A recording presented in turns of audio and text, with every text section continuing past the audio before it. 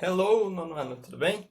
Como vocês estão? Vamos para mais uma aula, mais uma semana. É, eu vou começar corrigindo a atividade. Eu acho que vocês devem ter percebido, eu acabei me atrapalhando porque eu estou acompanhando o livro online nas páginas de exercício da atividade que eu pedi de química na quarta-feira da semana passada. Quais eram os exercícios? Era para se realizar a parada obrigatória, exercício 7 ao 12, na página 35. E acabou ainda o exercício 8 ao 13 na página 36. Se vocês não conseguiram fazer, eu vou pedir para que vocês realizem depois para ficar sem nenhuma dúvida desse conteúdo. E eu mesmo assim eu vou fazer a correção dessas tarefas já, e aí vocês vão conferindo ali as respostas de vocês. Então, exercício 7 ao 12 da parada obrigatória na página 35, belezinha? Então, vou corrigir ali do MD de Química. Então, o exercício 7 pedia: em uma destilação simples, é importante que as temperaturas de ebulição das substâncias não sejam muito próximas, pois a separação dos componentes de mistura ocorre com base na temperatura de ebulição. Esse processo pode ser utilizado para separar misturas. Destilação simples, primeiro de tudo, ele é para separação de misturas que são homogêneas, certo? Se fazem em laboratório. E aí ela serve para separar sólidos e líquidos, certo? Não somente líquidos. Então, a alternativa que sobra ali é a letra C, beleza? A 8 pedia: durante o tratamento de água nas estações, uma das etapas realizadas é a decantação, que sedimenta impurezas no fundo de grandes tanques. Essa técnica de separação de misturas homogêneas baseia-se na...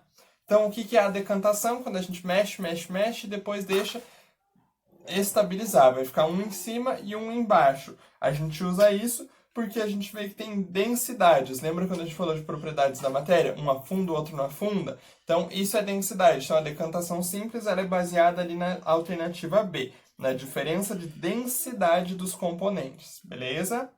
9. O processo de filtração é amplamente utilizado em diversas indústrias e até mesmo no nosso cotidiano. Mostrei para vocês o filtro de café, lembra na aula? E aí ele pergunta se a técnica é utilizada para separar que tipo de mistura. É heterogênea, que é aquilo que eu falei, quando a gente faz em casa, e sempre que esteja envolvendo um sólido. Então, a letra A vai dizer sólidos e heterogêneos. Sólidos e líquidos, né, e heterogêneo. Então, a alternativa correta é a letra A. 10. A separação dos derivados do petróleo é um procedimento bastante complexo utilizado nas refinarias. Para isso, é utilizada a técnica de destilação fracionada. Expliquei que ele dá origem a vários elementos. Lembram? Bem tranquilinho. 11. Os componentes de quais misturas podem ser separadas por centrifugação e por separação magnética, respectivamente? Então, centrifugação vai ser, ali nos exemplos que ele cita, o sangue, certo? E magnética, separação de limalha de ferro e areia, certo? Então, centrifugação sempre precisa envolver alguma coisa mais líquida. E separação magnética precisa envolver sempre dois sólidos. Então, ele não podia ser leite, não podia ser água com sal, não podia ser leite de novo, porque eram todos líquidos. A separação magnética a gente usa para sólidos, beleza? Mostrei o ímã na aula, lembra? 12. Considere as seguintes afirmações sobre os sistemas abaixo. E aí ele mostra ali, né? Vou mostrar para vocês.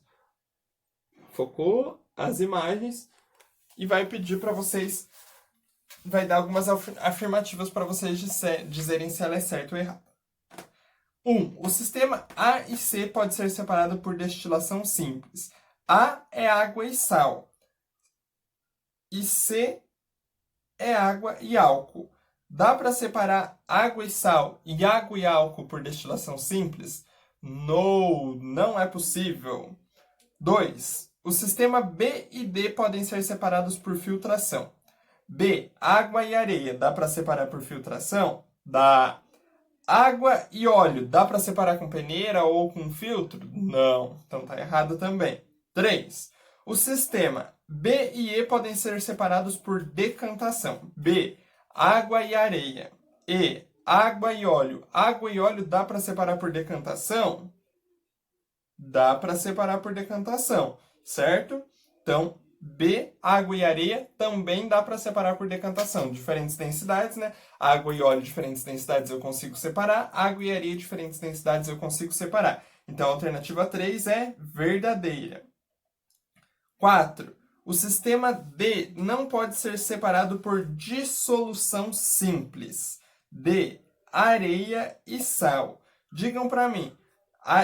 Isso, areia e sal são duas misturas que são duas substâncias que são sólidas. Dá para separar por dissolução fracionado dois sólidos? Não. Então, na verdade, entre a 1, 2, 3 e 4, as únicas que estão corretas é o número 3, na realidade. Então, a única afirmativa ali que vai estar certo é E, nenhuma das alternativas anteriores, beleza? Porque a única correta é a número 3, beleza? Então, esses eram os exercícios. Se vocês não conseguiram fazer, eu peço perdão pelo erro, que eu acabei passando ali a numeração da página errada, eu me atrapalhei aqui. Então, era a página 35, exercícios 7 ao 12. Façam, corrijam com a explicação que eu fiz agora, não deixem passar, belezinha? Então vamos para a nossa aula de hoje. Então hoje, a nossa aula vai ser um pouquinho mais conversada, até porque ela é mais curta, porque eu usei para a gente fazer a correção dessa tarefa para fechar bem essa parte de Química. Então nós fechamos bem o primeiro capítulo de Química, essa primeira unidade do livro ali, para depois entrarmos na Química propriamente dita. Fechamos vamos fechar amanhã a parte de Física, para a gente poder depois começar a avançar nos cálculos também. Então, a partir da semana que vem, nós vamos ter aula um pouco mais a fundo desses conteúdos de Física e Química. E no meio disso, nós vamos permeando a Biologia, certo? Então, Escola Terra Mater, São José dos Pinhais, a data de hoje, maio de 2020. Mais um mês começando, com uma realidade totalmente diferente, mas vamos lá, estamos juntos nessa luta. Nono ano, Biologia. Então, a gente vai falar sobre o que hoje? DNA. A gente vai continuar, na verdade, e se aprofundar um pouquinho mais hoje falando sobre compreender a essência do DNA nas relações humanas. Então, a gente viu lá no começo do ano o que era o DNA, qual era a estrutura de fita, dupla hélice, bem certinho, eu fiz os desenhos, timina, adenina, guanina, citosina, lembram disso? Como que elas eram ligadas? Aquela estrutura, deixa eu pegar a caneta aqui, dupla hélice, lembram?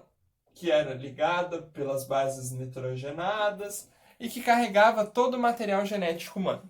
E depois a gente entrou na genética propriamente dita, naqueles cálculos de genética, como que o filho vai sair se o pai for assim, como que o pai vai ser se o filho for assim, tudo mais. Aprendemos a fazer aquela conta. Era um pouquinho difícil, mas todo mundo se saiu bem, conseguiu compreender as possibilidades que são geradas a partir da genética.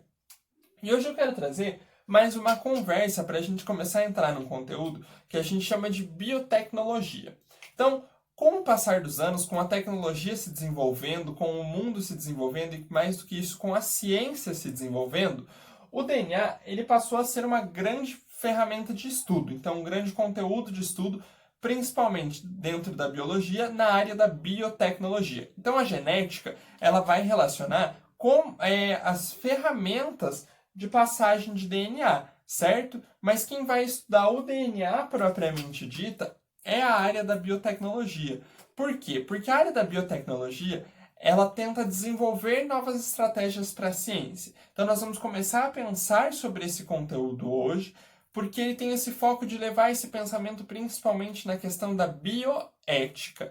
Então, biotecnologia e bioética. São duas ciências que são opostas, por quê? Porque a bioética, ela gera as regras, entre aspas assim, a ética da pesquisa para a biotecnologia. Por quê? Porque a biotecnologia olha essa molécula de DNA aqui e quer pensar em tudo que ela pode fazer. Então ela quer clonar, ela quer criar novas moléculas de DNA, ela quer trazer seres vivos que já foram extintos de novo para a vida.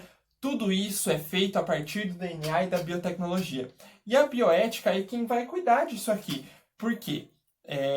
Para que a pesquisa não ultrapasse realmente o limite de pesquisa, certo? Tem um filme muito legal, Jurassic World, que veio já do Jurassic Park, mas o Jurassic World, ele traz a realidade ali da criação de um parque, né? onde eles trouxeram, a partir de moléculas de DNA, eles criaram novos dinossauros modificados, que nem eles conhecem o próprio DNA, e acontece toda aquela situação da fuga, da destruição do parque, de pessoas morrendo. Por quê? Porque não se teve uma questão ética por trás da pesquisa do DNA do dinossauro. Certo? Então a clonagem humana, o que vai acontecer? A superpopulação que a Terra vai criar, as pessoas que não vão morrer, que vão querer se clonar, que vão querer continuar na vida, certo? Então tudo isso são questões que a biotecnologia ela quer desenvolver, mas que precisa ter uma ética de pesquisa por trás que vem da bioética. Então é disso que a gente vai começar a falar a partir das próximas aulas de biologia.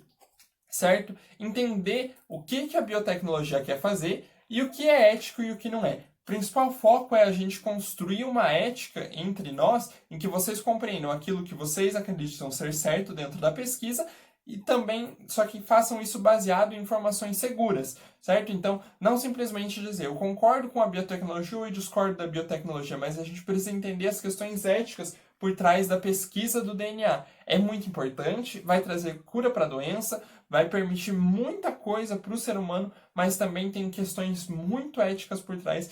Então eu deixo hoje a dica do filme do Jurassic World para quem não assistiu ainda, porque ele vai trazer bastante essa questão da modificação do DNA para a criação do dinossauro, que depois vai causar uma imensa tragédia. Por quê? Porque não seguiu as regras da bioética, certo? Então, hoje essa aula era mais para a gente fazer essa introdução e vocês compreenderem como o DNA ele é fonte de pesquisa, mas como precisa existir uma bioética por trás disso, certo? Então, deixo como dica o filme e vou pedir para vocês a leitura de um texto, que o link vai está no material de slides para vocês realizarem a leitura, para a gente poder aos poucos ir se aprofundando em como a biotecnologia pesquisa o DNA e como a ética vai cuidando dessas pesquisas para que não sobrepasse o poder que o homem pode ter sobre a pesquisa. Belezinha? Foi bem tranquilo hoje, né? Peço desculpa novamente por aquela aula que eu errei, pela aula passada que eu errei a página ali do exercício, mas corrigi agora. Página 35, exercício 7 a 12. Façam bem direitinho. Ficou dúvida? Entrem em contato com a escola e a gente vai tirando as dúvidas. Estou com bastante saudade de vocês. Um forte abraço e até a nossa próxima aula, meus queridos.